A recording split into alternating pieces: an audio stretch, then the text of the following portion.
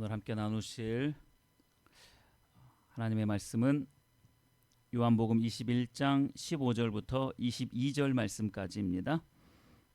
제가 봉독해 드릴 때 여러분들은 마음속으로 속으로 따라서 함께 읽으시면 되겠습니다. 그들이 조반 먹은 후에 예수께서 시몬 베드로에게 이르시되 요한의 아들 시몬아 내가 이 사람들보다 나를 더 사랑하느냐 하시니 이르되 주님 그러하나이다. 내가 주님을 사랑하는 줄 주님께서 아시나이다. 이르시되 내 어린 양을 먹이라 하시고 또 두 번째 이르시되 요한의 아들 시몬아 내가 나를 사랑하느냐 하시니 이르되 주님 그러하나이다. 내가 주님을 사랑하는 줄 주님께서 아시나이다. 이르시되 내 양을 치라 하시고 세 번째 이르시되 요한의 아들 시몬아 내가 나를 사랑하느냐 하시니 주께서 세 번째 내가 나를 사랑하느냐 하심으로 베드로가 근심하여 이르되 주님 모든 것을 아시오매 내가 주님을 사랑하는 줄을 주님께서 아시나이다. 예수께서 이르시되 내 양을 먹이라.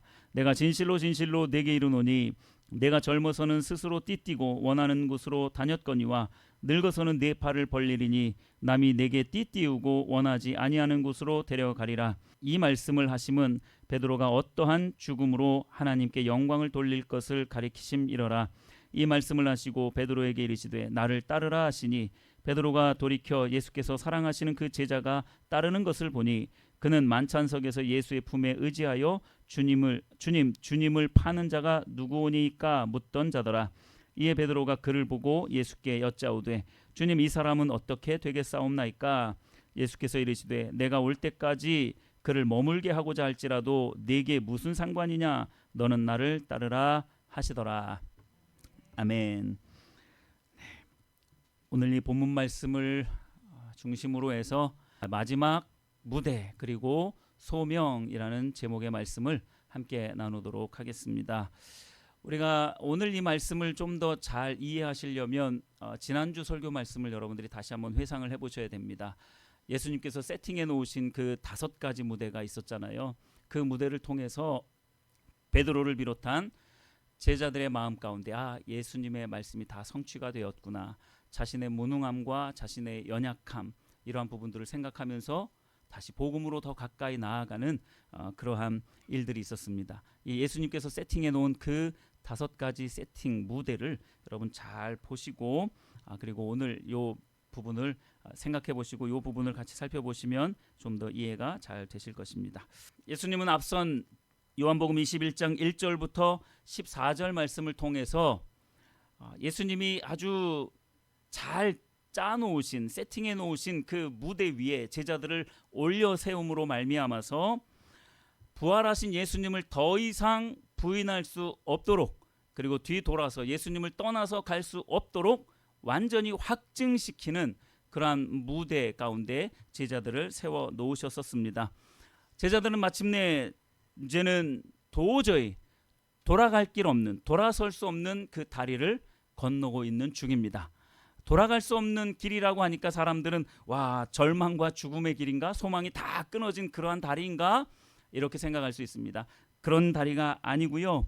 당연히 한 번도 도전해보지 않은 낯선 그런 환경이기는 하지만 돌아갈 수 없는 그 다리를 건넜다는 것은 유일한 소망과 기쁨과 즐거움과 가슴 설레는 가슴이 벅차는 그러한 다리를 건넜다라는 것을 여러분 믿으시기를 바랍니다. 제자들 중에 어떤 한 사람도 말로는 하지 않았지만 이제는 그들 속으로 아마 다짐을 했을 거예요. 이 예수님에게 내 인생을 다 걸어야 되겠구나 라는 그 마음을 이때에 품게 되어졌던 거죠. 아니 어쩌면 그런 두려움도 있었을 것 같아요. 이제 내 인생은 내 것이 아니구나 라는 어떠한 아직까지는 다듬어지지 않는 그러한 막연한 두려움 가운데에 제자들은 빠져 있었을지도 모릅니다. 한편으로는 내 인생 이제는 예수님께 다 걸어야 되는구나 라는 그런 설렘도 있었지만 이제는 내 인생은 내 것이 아니구나 라는 그런 두려움도 함께 공존하고 있었던 거죠.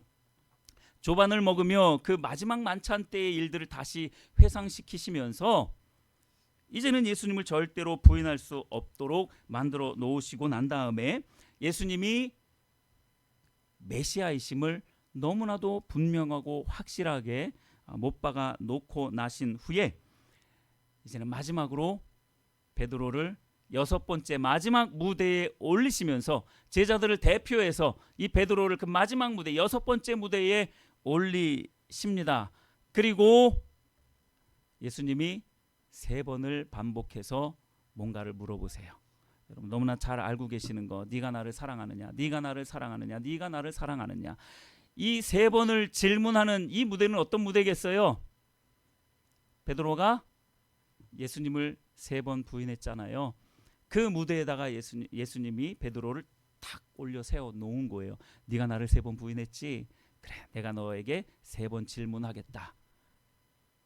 네가 어떻게 대답하는지 내가 보겠다 이거예요. 그러면서 예수님이 3번 똑같은 질문을 합니다. 그런데 이 똑같은 질문, 네가 나를 사랑하느냐, 네가 나를 사랑하느냐, 네가 나를 사랑하느냐라는 이 똑같아 보이는 이 3가지 질문이 사실은 다른 질문입니다. 앞에 2가지는 네가 나를 사랑하느냐, 네가 나를 사랑하느냐라고 했을 때 앞에 2번의 사랑은 헬라어로 아가페 사랑으로 단어를 쓰고 있어요. 아가페라는 것은 신적이며 헌신적인, 자기 자신을 희생하는 그러한 사랑을 아가페 사랑이라고 그렇게 말을 합니다. 예수님이요, 처음에 네가 나를 사랑하느냐, 우리 한국말은 그래서 이런 좀 어려움이 있어요. 예수님이 질문하셨을 때 네가 나를 사랑하느냐 2번까지는 네가 나를 아가페로 사랑하느냐, 즉 이런 헌신적이고 희생적으로 네 목숨을 다한 그런 사랑으로 나를 사랑할 수 있느냐라고 그렇게 질문을 하신 거예요. 그런데 베드로는요, 뭐라고 대답을 하냐면 3번 다 똑같은 단어로 대답을 합니다. 뭐라고 대답을 했을까요? 필레오에 대답을 합니다. 한번 말씀을 드린 적 있죠. 필레오로 내가 예수님을 사랑합니다 라고 이렇게 대답을 해요. 필레오라는 것은 형제간의 우애, 끈끈한 애정, 친밀함, 이러한 것을 말하는 거예요. 그러니까 이 필레오의 사랑으로 나는 예수님을 사랑합니다 이렇게 말을 해요. 예수님이 첫 번째, 2번째까지는 아가페의 사랑으로 네가 나를 사랑하느냐라고 질문을 하셨지만, 그러면 마지막 3번째는 어떤 단어를 사용해서 네가 나를 사랑하느냐라고 하셨을까요? 필레오의 사랑으로 네가 나를 사랑하느냐라고 그렇게 질문을 하세요. 자, 그러면 이게 뭔지 여러분들이 이제 오늘 이 말씀을 통해서 잘 아실 수 있어야 합니다. 자, 먼저 첫 번째 질문에 보시면요, 요한의 아들 시몬아, 내가 이 사람들보다 나를 더 사랑하느냐라고 이렇게 말을 합니다. 자, 이때 사용되어진 사랑이 뭐라고요? 아가페 사랑이라고요. 자, 그런데 이걸 살펴보기에 앞서서 먼저 내가 이 사람들보다 나를 더 아가페 하느냐라고 이렇게 질문을 하셨는데, 여기서 말하는 이 사람들이 뭐냐라는 것이 굉장히 중요합니다. 이 사람들에 해당하는 헬라어 단어는 투톤이라는 단어예요. 투톤이라는 단어인데, 이 투톤이라는 단어를 모든 영어 성경은 뭐라고 표현하고 있냐면 these라고 그렇게 표현하고 있어요. this가 아니라 these, 이것들 또는 이 사람들이라는 그런 의미예요. 그러니까 이 투톤이라는 단어는 2가지로 그렇게 해석이 될 수 있습니다. 이 사람들로 해석이 될 수도 있고 이것들로 해석이 될 수도 있어요. 그런데 대부분 매튜 헨리라든지 또는 윌리엄 바클레이 등 대부분의 학자는 첫 번째 해석을 합니다. 이 사람들. 그래서 우리가 보고 있는 성경도 이 사람들로 그렇게 해석하고 있는 거예요. 자, 이 2 부분을 같이 다 살펴봐야 됩니다. 첫 번째 해석, 투톤이라는, 디스라는 이 투톤이라는 의미가 이 사람들이라는 의미가 있어요. 그러면 여기서 말하는 이 사람들은 누구를 말하겠습니까? 다른 제자들을 말하는 거예요.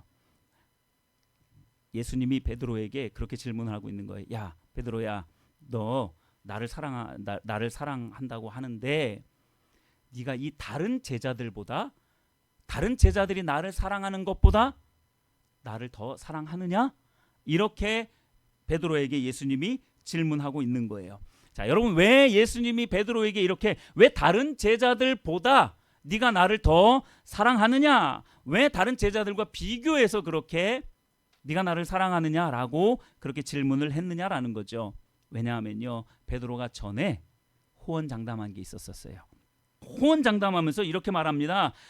얘네들은, 즉 다른 제자들은 예수님을 다 버릴지라도 나는 예수님을 버리지 않을 겁니다. 따라가겠습니다 라고 이렇게 호언장담했어요. 뭐라고 했다고요? 얘네들보다 내가 예수님 더 사랑해요. 이미 마지막 만찬 때 베드로가 이렇게 말을 했었던 거예요. 그러니까 예수님이 이 질문을 하는 겁니다. 야, 네가 다른 제자들보다 더 사랑한다고? 뭐 하는 겁니까? 우리가 지난주에 살펴봤던 것처럼 그 무대 위에 올리는 이유가 있어요. 네 자신을 보라는 거예요. 네 자신의 그 처참함, 믿음 없음, 연약함, 사랑 없음, 그걸 보라는 거예요. 그걸 봐야 진짜 예수님을 사랑할 수 있게 되거든요. 예수님이 지금 그걸 하고 계시는 거예요. 네가 나를 따라온다고, 네가 나를 버리지 않는다고, 다른 제자들은 다 버릴지라도 너만큼은 나를 버리지 않겠다라고 그렇게 호언장담하지 않았느냐라고 하는 것을 기억시키는 거예요. 그러면서 이 사람들보다 네가 나를 더 아가페로 사랑하느냐라고 그렇게 말씀하고 있는 거예요. 베드로는 지금 망치를 한 대 탕 얻어맞은 겁니다. 내가 전에 그랬었지. 자, 이것으로 끝나지 않아요. 이 사람들이 또 의미하는 게 뭐라고 했습니까? 디스라는 게 뭐라고 했어요? 이것들이라고 해석을 할 수 있어요. 몇몇 칼빈을 비롯한 몇몇 학자들은, 칼빈은 굉장히 유명한 학자잖아요. 칼빈을 비롯한 몇몇 학자들은 이 투톤을, 이 디스를 이것들이라고 그렇게 표현을 하고 있습니다. 그러면 이것들이라는 게 뭘까요? 예수님이 질문한 거 있었죠. 세 번째 질문이 있었죠. 너희에게 물고기가 있느냐? 물고기 한 마리라도, 그래, 너희들이 성공을 위해서, 그 물고기 잡으려고 성공을 위해서 나를 떠나갔었는데 네 손에 지금 남아있는 물고기가 단 한 마리라도 있느냐라고 질문하셨잖아요. 그 무대 위에 세워놓고서 예수님을 떠난 인생이 바로 이런 빈손의 인생이구나, 아무것도 남지 않는 그러한 인생이구나라는 것을 제자들이 깨닫게 하셨어요. 그 무대에 이미 세워 놓으셨었죠. 그러니까 여기서 말하는 디스를 이것들로 해석할 때는 그 물고기 또는 그들이 업으로 삼고 있는 직업, 업이라는 그 직업, 그들이 평생 소망 삼고 있는 성공이라는 그러한 것들, 세속적인 그 모든 것들, 물고기와 어부와 성공이라는 그러한 모든 세속적인 그 모든 것들, 그것들보다 네가 나를 더 사랑하느냐라고 그렇게 말씀하고 있는 거예요. 여러분, 디스가 이 사람들이 되었든 이 것들이 되었든 의미하는 바가 뭡니까?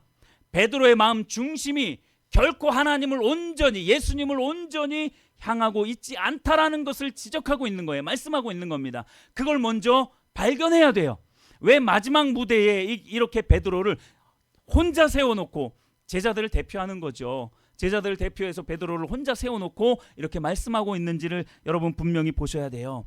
베드로를 보세요. 베드로와 6명의 제자들, 우리가 지난주에 살펴본 것처럼 예수님의 부활을 2번씩이나 목격했잖아요. 베드로 같은 경우는, 다른 제자는 1번 목격했지만 요한복음 기준으로요. 요한복음 기준으로 베드로 같은 경우는 2번씩이나 부활하신 예수님을 목격했어요. 그럼에도 불구하고 머리가 복잡해지는 겁니다. 예수님이 도대체 살아난 게 맞아? 살아계신 게 맞아? 내가 헛것을 봤나? 머리가 복잡해진 거예요. 그러다 보니까 베드로가 결단 내린 게 뭡니까? 머리가 너무 복잡해졌어요. 예수님의 그 부활 사건을 놓고 머리가 너무 복잡해졌어요. 이게 진짜인지 가짜인지 나도 모르겠다. 그러니까 어디로 돌아갑니까? 뭐 하러 갑니까? 물고기 잡으러 간 거예요. 물고기나 잡으러 가자. 그랬더니 다른 6명의 제자들이 그래, 우리도 가자 해서 그 7명의 제자들이 이렇게 예수님 앞에 서게 된 거예요. 물고기 잡으러 간 거예요. 머리가 복잡해지니까. 신앙생활하는 거 너무나 복잡해. 너무 힘들어. 결단해야 될 게 너무나 많어. 말씀해 보니까 뭐 하지마 하는 게 너무 많아. 명령들이 너무 많아. 복잡해. 차라리 예수 믿지 않았던 옛날 생활로 그냥 돌아가 버릴래 하면서 돌아가 버린 거예요. 그러니까 예수님이 그렇게 질문을 한 거예요. 그래, 너 돌아갔지? 네가 바라본 그 물고기, 성공, 직업, 그것들보다 나를 진짜 더 아가페 사랑으로 사랑하느냐? 이렇게 질문하신 거예요. 베드로는요, 단 한마디도 말할 수가 없었을 거예요. 그러니까 이 질문에 베드로가 뭐라고 대답한다고요? 아가페 사랑으로 사랑한다라고 대답하지 못하고 필레오의 사랑으로, 형제의 사랑으로, 그런 우정의 사랑으로 예수님을 그렇게 내가 끔찍하게 사랑합니다. 끔찍하게 사랑하기는 하지만 이제는 자기가 아가페의 사랑으로 내 목숨 다하여 사랑합니다 라고 자신 있게 말하지 못하는 것이죠. 예수님은 이걸 사실 노림수예요. 노리신 거예요. 이걸 보게 하신 거죠. 결국 이 사람들이든 이것들이 되었든 베드로의 마음 중심을 겸손케 하면서 더 단단하게 하시려는 예수님의 의도가 숨어 있는 겁니다. 여러분 겸손해지시고 더 단단해지시기를 예수님의 이름으로 축복합니다. 이어지는 질문이 방금 말씀을 드린 것처럼 내가 나를 사랑하느냐, 즉 첫 번째니까 아가페 사랑으로 사랑하느냐라고 이렇게 질문을 한 거죠. 자, 그런데 이 아가페는 무조건적이고 신적인 사랑, 그리고 자기 희생적이며 헌신적인 사랑이라고 말씀을 드렸잖아요. 두 번째 질문까지 그 아가페의 사랑으로 물어보셨다라고 했잖아요. 그런데 베드로는 세 번 다 필레오의 사랑으로 사랑합니다 라고 이렇게 말을 했다라는 거죠. 여러분, 이 질문 역시 네가 나를 아가페의 사랑으로 사랑하느냐, 무조건적이고 헌신적인 희생적인 네 목숨까지 다하는 그 사랑으로 나를 진짜 사랑할 수 있겠느냐라고 질문하신 이유가 있어요. 역시 마찬가지로 마지막 만찬 때 있었던 일 때문에 그런 거예요. 마지막 만찬 때 예수님이 베드로에게 이렇게 말씀을 하세요. 지금 너는 나를 따라올 수 없다 이렇게 말을 하니까 베드로가 자신 있는 목소리로 장담하죠. 요한복음 13장 37절에는 아까 했던 그 표현하고 좀 달라요. 뭐라고 말을 하냐면 주를 위하여 내 목숨을 버리겠나이다 이렇게 말을 해요. 주를 위하여 뭐 하겠다고요? 내 목숨을 버리겠다라고 베드로가 호언장담을 했어요. 여러분, 이 목숨을 다한 사랑, 이 모습은요 결국 아가페 사랑을 한다라고 스스로가 호언장담하고 있는 거예요. 그러니까 예수님이 그 질문을 한 거예요. 너 진짜 네 목숨을 다해서 나를 따라올 수 있어? 라고 질문한 거죠. 아니나 다를까 예수님이 잡혀가실 때 베드로가 어떻게 했어요? 목숨 다해서 따라갔어요? 아니요, 도망갔잖아요. 몰라 세 번씩이나 부인했잖아요. 지금 그래서 이 여섯 번째 무대에 예수님이 베드로를 세워 놓은 겁니다. 여러분 잘 보세요. 이제 여기서부터 굉장히 중요합니다. 여러분들이 이제 헷갈려 하시면 안 돼요. 베드로가 요한복음 13장 37절에서 주를 위하여 내 목숨을 버리겠나이다 라고 한 것은 거짓이었을까요? 거짓 아닙니다. 진실입니다. 자기 마음에서 우러나온 말이에요. 근데 실제가 되어지지 못했을 뿐이에요. 마음은 있었습니다. 분명히 그런 마음은 있었어요. 근데 그게 실제까지는 가지 못했던 거예요. 그러니까 이 경계가 굉장히 중요합니다. 실제가 되느냐 마느냐의 경계가 굉장히 중요한 거예요. 근데 베드로는 마음은 있었지만 정말로 목숨을 다해서 예수님을 지켜드리고 싶고 예수님을 따라가고 싶은 그 마음은 있었지만 실제가 되지 못했죠. 그러니까 확신에 차서 베드로는 고백을 했을 거예요. 표면적으로 보았을 때는 이 무조건적인 사랑, 이 아가페의 사랑을 내가 예수님에게 하고 있다라고 생각을 하는 거죠. 자신만만했던 거예요. 자, 그런데 베드로 도망갔다라고 말씀드렸잖아요. 비겁하게 꽁무니를 뺐어요. 예수님은 사실 베드로가 아가페 사랑으로 예수님 자신을 사랑할 줄 몰랐던 것을 아신 거예요. 사랑하지 못할 것을 예수님은 아셨던 거예요. 근데 그걸 알고도 아가페로 네가 나를 사랑하느냐라고 질문을 일부러 하신 거예요. 왜냐하면 베드로가 내가 예수님을 그렇게 헌신적으로 희생적으로 사랑할 수 없는 그런 무능한 존재구나, 그렇게 믿음이 없는 존재구나라는 것을 깨닫게 하는 거예요. 그런데요, 이제 조금 이따가 살펴볼 거지만 이 깨달음이 있을 때 진짜 아가페로 사랑할 수 있게 됩니다. 할렐루야. 예수님이 그걸 바라보신 거예요. 자, 계속 한번 보십시오. 아가페로 사랑할 수 있느냐라는 이 질문에 베드로는 아니요, 저 아가페로 사랑할 수 없어요. 저는 그만한 믿음도 없고요. 저는 그만한 능력도 없습니다. 그래서 예수님이 하신 그 두 번의 아가페로 사랑하느냐라는 질문과 마지막 예수님이 배려하셔서 이제는 마지막으로는 필레오로 사랑하느냐라고 했을 때에 역시 근심하기는 해요. 세 번째 그렇게 질문을 하시니까. 그러나 똑같이 동일하게 필레오로 사랑합니다라고 그렇게 대답을 했던 거죠. 예수님, 제가 사실 예전처럼 장담할 수는 없지만 친구나 형제가 나누는 그 친밀한 애정으로서의 그 필레오의 사랑을 하겠습니다 라고 그렇게 고백하고 있는 거예요. 예수님을 사랑하는 것이 자신이 없어서가 아니에요. 예전보다도 오히려 더 확고한 예수님을 향한 그 사랑의 마음이 베드로 안에 이미 심겨지고 있었어요. 그럼에도 불구하고 베드로는 아가페로 사랑합니다 호언장담하지 않았던 거예요. 이제는 필레오로 사랑합니다. 자신의 연약함과 인간적인 한계를 인정하는 고백이었던 거예요. 여러분 이러한 고백이 예수님의 마음에 훅 들어왔는 줄 믿으시길 바랍니다. 자신의 한계를 인정하는 거예요. 그리고 자신의 연약함, 믿음 없음을 인정하며 고백한 거죠. 자, 예수님께서 이렇게 베드로에게 아가페 사랑으로 사랑하는지 물으신 그 이유는 너 왜 나를 목숨 다해서 사랑 안 해? 이걸 강요하시려고 한 게 아니에요. 아가페 사랑으로 날 사랑해야지 왜 날 그렇게 사랑 안 해? 이렇게 닥달하시는 게 아니라는 거예요. 베드로의 그 신앙과 그리고 사랑의 깊이를 시험하시면서 그가 연약함 속에서도 겸손과 진실한 마음으로 그 마음 중심에서 우러나오는 그 진실한 마음으로 예수님을 사랑하겠다라는 그 다짐을 할 수 있는지 보고 싶으신 거예요. 그렇게 고백할 때에 진짜 예수님 때문에 목숨까지 버릴 수 있는 사랑을 할 수 있게 된다는 것을 예수님이 너무나 잘 아셨던 거예요. 베드로가 그걸 깨닫게 됐습니다. 그걸 깨닫게 된 거예요. 이제 나 너무 연약해서 예수님 그렇게 전에처럼 호언장담할 수는 없습니다. 그러나 진짜 내 마음 중심으로 필레오의 사랑으로 사랑합니다 라고 그렇게 고백을 하고 있는 거예요. 여러분, 사랑에도 단계가 있죠. 4단계가 있습니다. 4단계가 있는데 첫 번째 사랑의 단계는 뭐냐면요, 침 흘리는 단계예요. 침 흘리는 단계라는 건 뭐냐면 상대방의 매력에 푹 빠지는 단계입니다. 상대방의 장점밖에 안 보여요. 사랑의 초기 단계입니다. 아주 초기 단계예요. 여러분, 초기 단계 때 누가 있는 모습 그대로 막 털털하게 이렇게 하면서 나가요? 쫙 빼입고 향수도 뿌리고 머리도 쫙 가꾸고 있는 나의 모든 장점을 다 보여주려고 하는 거예요. 그러니까 상대방이 멋져 보이고 예뻐 보이고 하는 거예요. 그러니까 침을 흘리죠. 그러니까 너무 마음에 드니까 나도 침 튀겨가면서 나에 대해서 어필을 하죠. 사랑의 초기 단계는 침 흘리는 단계예요.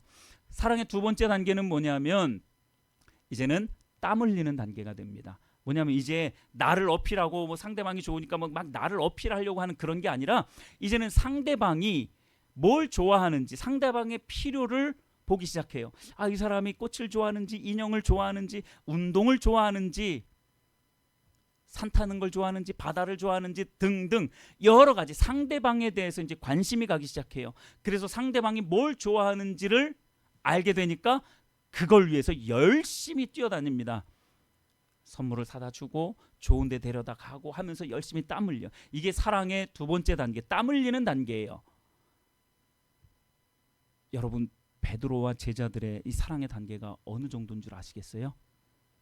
예수님을 위해서 내가 열심히 살아보겠습니다. 땀 흘리는 단계 정도밖에 안 돼요. 아니, 조금 더 나아가서 세 번째 단계. 세 번째 단계는 이제 눈물을 흘리는 단계입니다. 세 번째 단계는 눈물을 흘리는 단계예요. 눈물을 흘리는 단계는 뭐냐면 마음이 통한 거예요. 상대방의 마음을 이제 알겠어요. 그러니까 상대방이 힘들어하면 나도 눈물을 흘리고 나도 힘들어지는 거예요. 기쁘면 같이 웃지만 함께 울어줄 수 있는 그 사랑의 단계가 세 번째 단계예요. 눈물을 흘리는 단계입니다. 마음이 통하는 거죠. 마음을 알게 되는 거예요. 어쩌면 제자들은, 베드로를 비롯한 제자들은 이 세 번째 단계까지 침 흘리고, 예수님 기적 많이 보이셨잖아요. 매력적이잖아요. 너무나 좋잖아요. 가난한 자들, 억울한 자들, 자기들도 다 가난하고 억울한 자들인데 돈 없는 자들, 성공하지 못한 자들, 대부분의 제자들이 그랬어요. 그러니까 예수님을 보니까 가난하고 억울하고 약한 자들을 그렇게 보살피는 거 보니까 와, 매력 있어요. 기적도 행하세요. 죽은 자도 막 살려내세요. 그러니까 막 침 흘리면서 따라다닌 거예요. 그리고 내가 한번 예수님을 위해서 한번 뭔가 해보겠다라고 하면서 열심히 한번 살아봤죠. 손에 남는 게 뭡니까? 아무것도 없었던 거예요.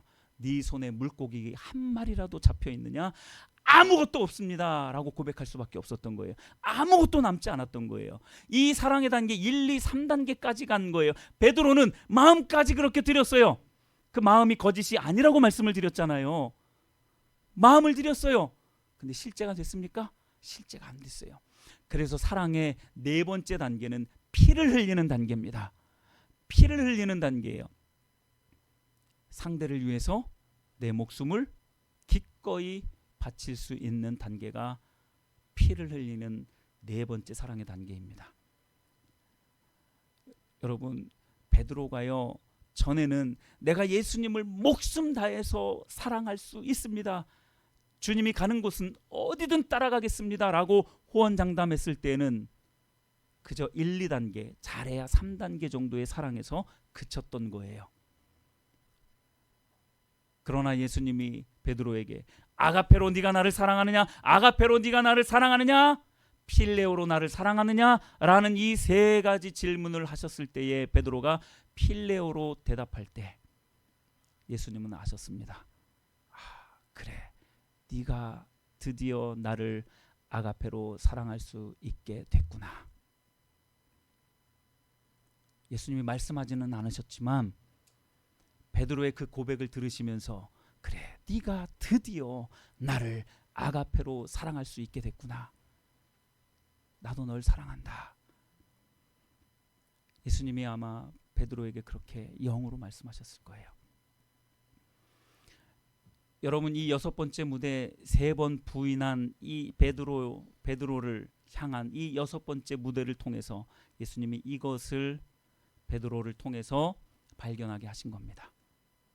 자, 이렇게 예수님을 향한 그 사랑이 자신은 필레오로 대답을 했지만 아가페의 사랑으로 승화되어지는 그때에 비로소 뭐가 주어지는 줄 아세요? 소명이 주어집니다. 일을 맡기시는 거예요. 제대로 된 일을 맡기시는 거죠. 소명이라는 겁니다. 콜링이죠. 여러분, 이 소명이라는 거, 여러분 예수님이 제자들을 부를 때 계속해서 반복해서 하셨던 말씀이 뭔 줄 아세요? 나를 뭐하라? 따르라. 나를 따르라 라는 그런 말씀을 하세요. 소명이라는 것은요, 외적인 소명이 있고 내적인 소명이 있습니다. 처음 제자들을 예수님이 부르실 때에는 외적인 소명이었던 거예요. 나를 따르라. 그랬더니 제자들이 어떻게 했어요? 금을 버려두고 배도 버려두고 아버지도 버려두고 예수님을 따라갔어요. 이것도 훌륭한 겁니다. 우리는 이것조차도 하기 힘들어해요. 이것조차도 우리는 하기 힘들어합니다. 근데 그건 외적인 부르심이었어요. 예수님을 알아가는 단계입니다. 아직까지는 그들 목숨 걸 수 있는 그만한 신앙이 안 되는 거예요. 내 모든 것을 다 드릴 수 있는 그러한 신앙의 단계는 아니었던 거예요. 이걸 외적인 소명이라고 그렇게 말을 합니다. 예수님을 알아가는 과정이에요. 이게 필요 없는 게 아니라 예수님을 알아가는 과정입니다. 예수님을 조금씩 알아가는 과정이죠. 그렇게 알아가는 과정 3년 동안 그렇게 따라다녔지만 외적인 소명에 머물러 있었던 거예요. 그러다가 이렇게 예수님이 만들어 놓으신, 세팅해 놓으신 이 무대에 마지막 6번째 무대까지 왔을 때에 비로소 이들에게 예수님이 내적인 소명을 주시는 거예요.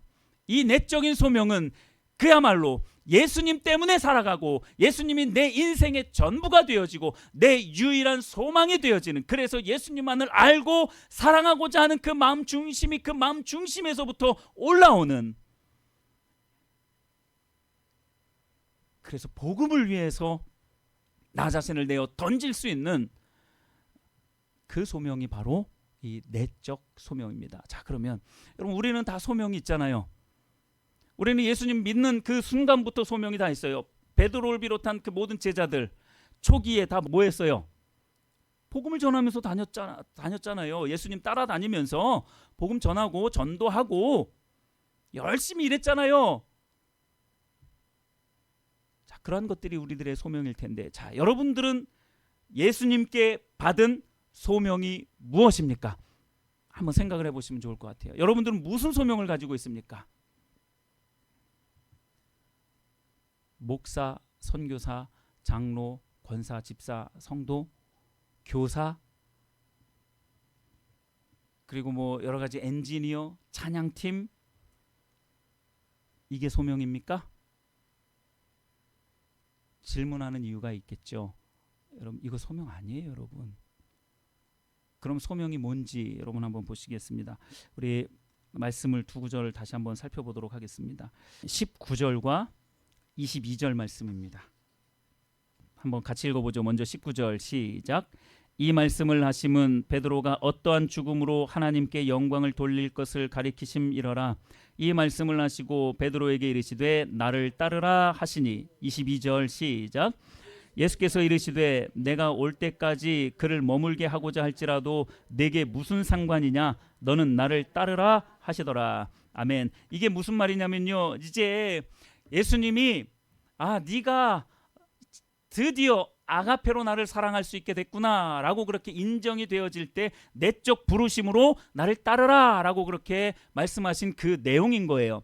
너는 나를 따르라. 그리고 베드로가 어떠한 죽음으로 하나님께 영광을 돌려드릴지, 즉 베드로가 이제 순교하게 될 것을 말씀하시는 거예요. 순교로 하나님께 영광 돌려드릴 것에 대해서 말씀하고 있는 거예요.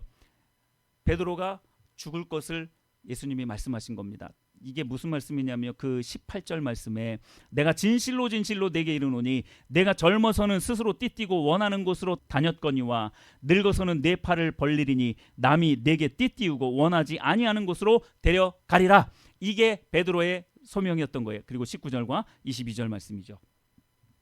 젊었을 때는 내가 마음대로 띠띠고 옷 입고 걸치고 내 마음대로 하고 내가 원하는 곳으로 내가 하고 싶은 일 다 하고 살았다는 이야기예요. 물론 복음도 전하고 신앙생활도 당연히 하겠죠. 내가 원하는 대로, 그걸 내가 원하는 대로 다 했던 거예요. 그러나 이제 이후로부터는 내가 띠띠우는 게 아니라 남이 나를 띠띠우고 남들이 내가 원하지 않는 곳으로 끌고 간다는 거예요. 이게 어디겠어요? 사형장이에요. 베드로가 어떻게 죽을지에 대해서 그렇게 말씀하고 있는 거예요. 베드로가 이 말씀을 듣고 아무 말도 안 해요. 그거를 이제 받아들이는 거죠. 그런데 한 가지 궁금한 게 있었어요. 역시 베드로의 그 본성은 좀 숨기지 못하는 것 같아요. 궁금한 게 있어요. 베드로. 뭐가 궁금했냐면 예수님이 가장 아끼는 제자가 한 명 있었어요. 누구였죠? 예수님 무릎에 이렇게 누워가지고 예수님 팔자가 누구예요? 이렇게 물어봤던 제자가 있잖아요. 사도 요한, 요한복음을 쓴 사도 요한. 이 사도 요한. 그러면 베드로가 궁금한 거예요. 그래, 나는 그렇게 순교의 죽음을 맞이한다. 치자. 그러면 궁금한 게 이 예수님이 진짜 사랑하는 이 요한은 어떻게 되겠습니까? 라고 이렇게 질문을 한 거예요. 자, 그때 예수님이 뭐라고 말한 거예요? 22절 이렇게 말한 거예요. 내가 올 때까지 그를 내 곁에 머물게 할지라도 너하고 뭔 상관이냐? 그러면서 너는 나를 뭐하라? 따르라. 이렇게 말씀을 하십니다. 여러분, 우리에게 맡겨주신 소명이 뭔 줄 아십니까? 예수님을 따르는 거예요. 목사, 선교사, 엔지니어, 찬양팀 이게 아니고 예수님을 따르는 게 우리들의 소명인 줄 믿으시길 바랍니다. 여러분, 우리들의 소명은요, 예수님을 따라가는 거예요. 예수님이 가신 그 십자가의 길, 예수님이 가는 길이, 그 길이 혹시 아골골짜기, 즉 죽음의 길이라 할지라도, 저 산 골짜기라 할지라도, 목이 타들어가는 저 사막이라 할지라도, 풍랑이 이는 바다라 할지라도 예수님이 가는 곳이라면 따라가는, 그것이 소명이에요. 예수님이 가시는 그 발걸음, 그 발 뒤꿈치만 보면서 따라가는 거예요. 다른 거 바라보지 않고. 너 그거 신경 쓰지 마. 그저 너는 나를 뭐하라? 따르라. 이 말씀이에요. 이게 소명입니다, 여러분. 목사, 선교사, 찬양팀, 엔지니어 이게 소명이 아니고 예수님 따라가는 게 소명이에요. 예수님 따라가다 보면 목사도 할 수 있는 거고, 선교사도 할 수 있는 거고, 찬양팀을 할 수 있는 거고, 엔지니어를 할 수도 있는 거죠. 그러니까 이 중심에서 많이 흐트러져 있으니까 많은 사람들이 아, 내가 찬양팀 하고 있으니까 난 예수님 사랑해. 무슨, 아직 이 예수님이 마련해 놓으신 이 무대, 이 6가지 무대 중에 하나도 못 선 거예요, 여러분. 저는 그렇게 생각합니다. 한두 가지라도 섰다면 분명히 이 6번째 무대까지 다 서게 될 수 있어요. 말씀을 이렇게 마무리하도록 하겠습니다. 예수님을 향한 우리의 부족하지만 또 연약하지만 진짜 마음 중심으로 우리의 영으로 진실로 예수님을 사랑하고자 하는 그 마음이 확증되어질 때에 비로소 그들에게 무엇이 주어진다고요? 소명이 주어진다고요. 근데 그 소명은 예수님을 따르는 겁니다. 다른 어떤 게 아니라 예수님을 따라가는 거예요. 예수님 발 뒤꿈치를 그저 바라보면서 계속 따라가는 거예요. 예수님이 가는 곳이라면 어디든지 가는 것, 이것이 바로 사명 그리고 소명이라는 것입니다. 아무쪼록 예수님을 향한 그 사랑이 그 내면 깊은 곳에서부터 예수님을 위해 내 한평생을 바치겠다라는 그러한 다짐이 여러분들 마음 깊은 곳에서부터 일어나게 되기를 소망합니다. 그리고 묵묵히 예수님의 발 뒤꿈치를 바라보면서 따라가 보십시오. 그 길 끝에 누가 기다리고 계세요? 하나님이, 예수님이 두 팔 벌려 기다리신다니까요. 우리가 욥기 말씀 나누면서 그 말씀도 함께 나눴잖아요. 나의 길을 아시는 하나님을 발견한 거죠. 여러분 그 길을 따라가 보세요. 결코 여러분들이 후회하지 않습니다. 절대로 후회하지 않아요. 그 길을 따라가면요. 자, 이렇게 정말 마음을 다해서 예수님을 사랑하시고 예수님이 맡겨주신 예수님 자신을 따라가는 그 소명을 더 굳건하게 하시는 사랑하는 모든 성도님들 다 되시기를 예수님의 이름으로 축복합니다. 아멘.